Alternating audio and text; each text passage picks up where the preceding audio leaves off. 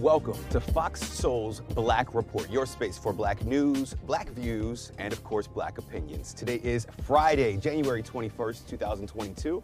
I'm Seth Lemon. I'm Nielle. I'm Romeo. I'm Demi Lobo. And on today's report, Black lawmakers were arrested on Capitol Hill as demonstrators continue the fight over passing voting rights. Leaked emails reveal a high-level staffer in one major city.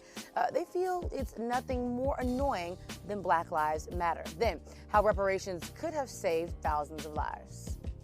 Also, a warning about scanning those QR codes from the FBI as cyber criminals get crafty, and how you can get tickets to the Super Bowl and help save lives at the same time. I want to know more about that, Romeo. Soulmates, we have that and so much more. And you know we're going to give it to you from our perspective and our voice and our truth. Are you ready? Let's go.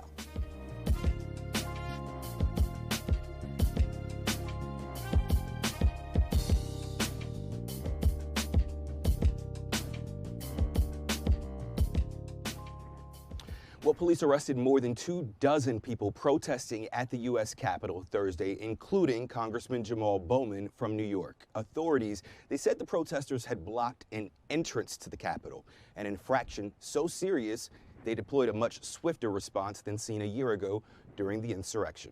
Police said they issued 3 warnings to the demonstrators, but they, quote, refused to move. Bowman's office said the congressman was participating in a nonviolent political act focused on voting rights after Senate Democrats failed to pass legislation or block a Republican filibuster. The 27 people in all who were arrested included pastors and youth activists who have been participating in a hunger strike. Now, it's unclear what kind of charges Bowman and the others might face. After they were released, the group said that they had sat and blocked a driveway, an entrance to the Senate, in an act of civil disobedience. A spokesman said that Bowman talked to Capitol Police before he crossed that blockade to greet the protesters when he was handcuffed. Now, other members of the Congressional Black Caucus, we've seen them be arrested in the past few months outside the Capitol protesting. Representative Mondaire Jones described senators who are opposing these voting bills via the filibuster as white nationalists. Now, is that too extreme of a description for these people who are standing in the way of such a basic right? Well, you know, what's so interesting is every time this conversation comes up, one of our Black leaders gets arrested. There's a meme that always pops up, and it's what protesting while Black looks like, which is us getting arrested, versus what protesting white looks like, which is pretty much the Capitol riots, and they're just pretty much running into the Capitol. And so it's just really sad. And so Bowman actually put something on Twitter that said this movement was passed down to us from our elders, and it's our job to carry it forward. Because a lot of people, including myself, are like, wow, what is this? Where does this passion come from? And he's like, you know what, this is passed down from us, and we have to continue the legacy. Exactly. It's part of the action plan. We know that, you know, this is part of what it takes to keep this story at the forefront in media, is that you have to get arrested, you have to protest to keep it at the forefront. But I just want to point out that Higher Heights, one of the leading Black political PACs that represent women, they did a study with African American women, and 7 in 10 Black women are highly concerned about what's happening with our country when it comes to democracy. And so this conversation is going to keep going until we get our voting rights. All right, a Tennessee ethics committee wants to expel a Black state lawmaker. Now, the committee determined Thursday that State Senator Katrina Robinson of Memphis violated the Senate Code of Ethics and recommended her expulsion due to her conviction on federal charges. Now, Robinson will now face a full Senate vote based on the committee's recommendation. The senator is awaiting a March sentencing date for the 2 federal fraud charges related to the mismanagement of federal funds in connection with her leadership of a nursing school. Robinson's criminal trial focused on events that occurred prior to her 2018 election to the state Senate. Now, joining us now is Tennessee State Senator Katrina Robinson to give her side of the story. Welcome to the Black Report. Thank you so much for having me. We definitely want to open up the doors for you. Talk to us real briefly about what you were charged of and why it's having such an impact for you as a senator right now. Okay, the federal government actually raided my home, my business, 2 of my businesses, and my Nashville residence February 21st. They came in, they took all of my documents, all of our computers, everything that you can think of, all of our file cabinets. They literally took file cabinets out of our business. They came back with an indictment in July of 2020 with a 48-count charge of 24 for wire fraud and 24 for what's called scepter embezzlement from a program involving federal funds. January of the following year, that was dissected by the court, and they had to drop 31 counts. So in return, the government brought back a second indictment alleging money laundering and wire fraud that had to do with the student that didn't enroll at my school. We get to court, we're now at 20 counts because they've added another 3 counts based on data entry reports that a secretary of my key corporation filled out. We go through the trial. It started on September 13th. The first 2 weeks, the government gets to put on its proof. They basically outlined every expenditure I ever had out of my bank account. They plastered vacations, all kinds of stuff to kind of paint a picture of me that didn't exist. And the judge ended up acquitting me of 15 of the 20 charges after the government finished its proof. That's unheard of. Then it went back to the jury. Of course, the jury has now heard all this information that they basically couldn't put together to understand why we're now talking about $3,484.06. And the jury came back with a conviction on 4 out of 5 charges. Wow. My attorneys filed for a motion for acquittal notwithstanding the verdict, and they also filed for a motion for a new trial. The judge then granted the motion for acquittal on 2 of the charges, which were the ones involving the report. Let me cut in right here because there's a lot to unpack with what you just said. But one of the questions that of conversation that's been going on is, did you talk to the ethics committee about all of this, prior to you becoming a senator or when you were elected to kind of alleviate all of this? Well, that's another thing. So I was elected in 2018. According to the affidavit, the investigation started in 2017. However, there's no record prior to 2019.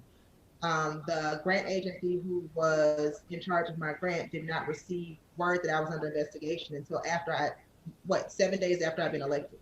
So no, there was no opportunity to talk about it. There was no opportunity to actually talk to the ethics committee subsequent to the conviction. Right. Or, the verdict. Right. So many are saying that you should voluntarily resign. What are your thoughts about that? And if you don't plan on not resigning, why? For me, looking at where this case has come from, we started with 48 counts on an indictment, and now we're down to 2 counts. Wow. The government alleged that I stole $620,000 in federal grant funds. We are now at $3,484.06 of my own money. We didn't even talk about that part. $3,484.06 of my own money. And so we've seen how this case has gone from 48 counts to now 2 counts in question. I think the Senate is acting very prematurely, and I don't want them to override what the voters of my district have their will. Right. They elected me to this position. In polling voters, they are not on board with what the ethics committee is doing. And so I'm going to fight to the end, because for me, resignation is basically surrendering to what the narrative that they want to put out there is that I'm not worthy to serve in this office, and I contend and I insist that I am innocent of all these charges. Right. So now the hearing yesterday was composed of 4 Republicans, 1 Democrat, and the vote was held on party lines. Do you think this is a case of fairness or politics? It is a case of politics. It is a case of racism, sexism, whatever, all the isms you can think of, because how can I get a fair hearing in front of an ethics committee with someone who has an ethics complaint that was opened on them? He's a white senator, and I have 4 white senators that I have to answer to, and 1 black Democrat. 4 white Republican senators and 1 black Democrat. That is not, it's not a fair chance. Right. We're going to continue to follow this case. We thank you for coming on and sharing your transparency about what's going on with you. And we look forward to checking back in with you. Thank you so much for joining us today, Katrina. Thank you. All right, soulmates, Los Angeles Mayor Eric Garcetti's former chief of staff was critical of the local's chapter of Black Lives Matter. In leaked emails from 2016 obtained by Vice Media, Ana Guerrero called immigrant activists in Los Angeles annoying, but not as annoying as Black Lives Matter. In another email, Guerrero complained about the city's Civilian Complaint Review Board closeness with BLM activists. The mayor was not involved in any of the messages Black Lives Matter activists have protested in front of Garcetti's house numerous times in the last 2 years. They say he hasn't done enough to change the LAPD. If you think about her past, let's talk about June 2021, where she was placed on administrative leave for calling a Spanish term to translate it to jealous old lady. There were several things that she did. Even after apologizing after that, she was still allowed to come back, making her $248,000 a year. At the end of the day, she's no longer there, but I feel like through this whole process, it kind of falls back on him, and it could hurt him moving forward. Absolutely could hurt him. I'm really happy you brought that up, Romeo, because, he's honestly just as much at fault, to be honest, because we hold our elected officials to such a high standard. We expect so much from them. We expect the black community, more specifically, for our elected officials to care about us. And so, when you have people that are not looking out for everybody holistically and he brings her back, that's a big issue. Yeah, many are saying in the community, though, that she was a scapegoat for the mayor. And when we talk about the protests that were happening in front of the mayor, I love me some Black Lives Matter, but I just felt like they were picking on Mayor Garcetti. I mean, they even protested when he was going to be nominated to be an ambassador. And it's just like, well, if you want him to leave, then this is a great idea. Let him go. But they protested that. They didn't want him to be a cabinet member. And so it's just a lot of messiness that goes on between BLM and Mayor Garcetti. And I mean, it just is what it is. There was a lot of messiness just in Garcetti's administration. The high-level staffers that he had in general. There are other accusations about some harassment claims that another staffer, they claim Garcetti ignored the complaints from people about that staffer. So it's clear, like you said, Demi, all of this, it boils up to the top. Garcetti sat at the top, so he is responsible for the people that he employs. And one would hope that the people at the top don't feel so disparagingly about the people they represent, but Absolutely. we see that in this case, it was caught. Absolutely. So Vice President Harris is promising Russia that if it violates Ukraine's territory, it will face severe costs. Her comments come a day after President Biden's comments about the situation raised eyebrows about what the U.S. would do if there were a minor attack by Russia into Ukraine. The vice president says if Vladimir Putin takes aggressive action, the U.S. is prepared to levy serious and severe costs. Now, Biden's comments angered Ukraine and European officials. The White House quickly clarified the president's comments. A Georgia prosecutor is requesting a special grand jury to help her investigate former President Trump's efforts to interfere with the state's 2020 election results. Fulton County DA Fani Willis, who is a Democrat, is leading what many say is the most serious probe in the state of Trump's phone calls to Secretary of State Brad Raffensperger. During a January 2nd, 2021 call, the former president asked Raffensperger to find enough votes to overturn his loss to Joe Biden. Also today, we saw Politico release an executive action that President Trump had written directing the Department of Homeland Security to seize voting machines in order to help him win. So all of this evidence is now surfacing all across the country, in New York, in Georgia, and we see that this guy really wanted to hold on to power at any cost, almost like a dictator would. I'm just really happy, back to the story, that she has the guts, the balls, that some would say, to face him, because this is really, it could be really scary. Like, it could be really scary. And so, I feel honestly right now we have so many people that have their foot on Donald Trump's neck, because what Donald Trump likes to do is he likes to deflect. If you ask him about his phone records, he likes to talk about the election. If you ask him about whatever, it doesn't matter what you ask him about, he likes to talk about the election. That's all he has to stand on. And so we need all of the people that we have right now that are putting the pressure on him to finally get down to the bottom of all the awful things that Donald Trump did to this country. The scary part about this is that the Republican Party at large, which is now known as the Trump Party, is following his lead, which we see that's happening especially down south with voter suppression and voter intimidation. So this case is very critical to just continue the conversation. But the bigger picture is, how do we stop Republicans from disenfranchising people of color from their right to vote? Yeah, that's true. We'll keep you posted on that story for sure. Now, 3 Pennsylvania cops are being charged with manslaughter in the death of an 8-year-old black girl. Fancibility was hit by police gunfire outside of a high school football game in August. Officers were responding to the area after reports of gunfire. Bullets from the officer's gun killed the young girl. The officers were each charged with 12 counts, including voluntary manslaughter and reckless endangerment. The young men involved were initially charged with murder, but those charges were dropped in November. U.S. federal prosecutors are charging a Haitian businessman for his part in the assassination of Haiti's president. Prosecutors say Rodolphe Jarre admitted to providing weapons and logistic support to the killers of President Jovenel Moïse. The United States has taken a leading role in getting to the bottom of last year's murder. And experts have doubts that Haitian authorities have the ability or motivation to solve this crime. Prosecutors say Jarre, who is a former drug trafficker, was arrested on Wednesday after being on the run for 6 months.